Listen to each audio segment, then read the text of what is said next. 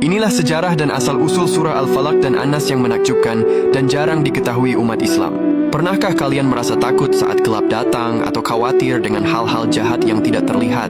Islam telah memberikan tameng atau perisai yang luar biasa untuk perasaan itu berupa surah Al-Falaq. Surah pendek yang hanya terdiri dari 5 ayat ini memang sangat populer dan bahkan paling sering dibaca saat sholat 5 waktu. Surah ini bukan sekadar bacaan biasa, ia adalah kisah tentang perlindungan mutlak dari Allah terhadap segala bentuk kejahatan.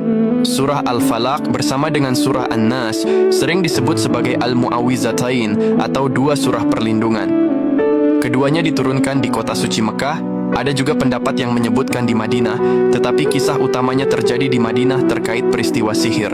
Kisah turunnya surah ini sangat spesifik dan menjadi salah satu bukti nyata bahwa Nabi Muhammad pun adalah manusia biasa yang bisa terkena gangguan fisik dan spiritual. Peristiwa paling terkenal yang melatar belakangi turunnya surah Al-Falaq dan An-Nas adalah saat Nabi Muhammad terkena disihir.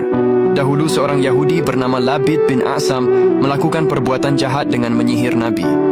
Sihir itu dimasukkan ke dalam sebuah sumur tua bernama Zarwan. Media sihirnya berupa seberkas rambut Nabi yang diikat pada sisir, lalu diikatkan pada pelepah kurma dengan 11 ikatan simpul. Akibat sihir ini, Nabi Muhammad jatuh sakit.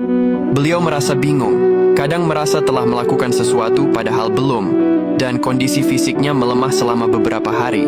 Allah Subhanahu wa Ta'ala yang Maha Melindungi kemudian mengutus 2 malaikat untuk memberitahu Nabi tentang lokasi sihir itu. Ali bin Abi Thalib dan para sahabat lain diperintahkan untuk mendatangi sumur tersebut. Ketika benda sihir yang memiliki 11 simpul itu ditemukan dan diangkat, malaikat Jibril datang dan mengajarkan Nabi Muhammad untuk membaca 2 surah perlindungan, yaitu surah Al-Falaq dan An-Nas.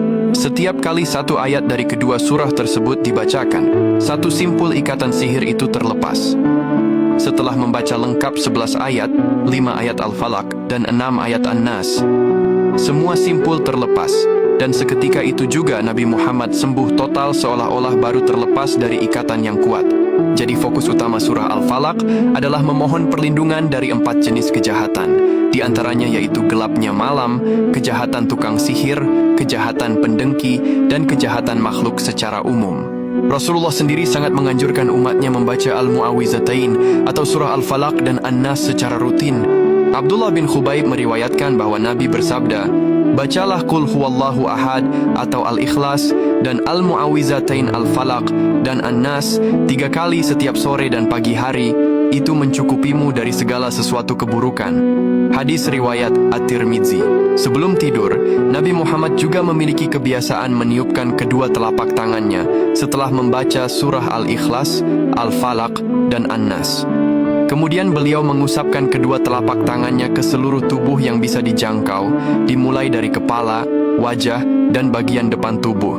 Ini adalah cara luar biasa untuk memastikan tidur kita dilindungi dari gangguan setan, mimpi buruk, dan energi negatif. Allahumma salli ala Sayyidina Muhammad.